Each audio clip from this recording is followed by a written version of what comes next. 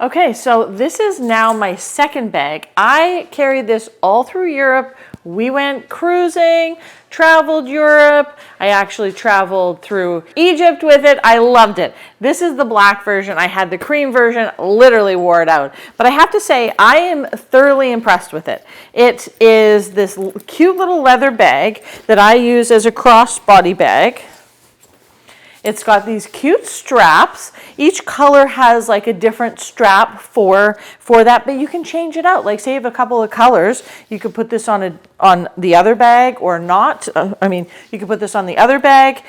It's got a pocket in the front. I tend to keep like things like hand sanitizer in the front.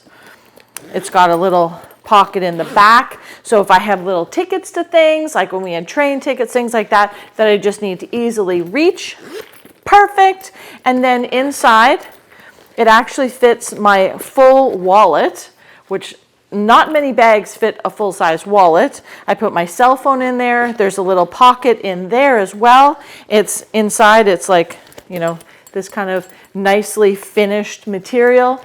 This has been an absolute hit for me. I love it so much that I had to have two. Hope this has been helpful, and we'll see you next time.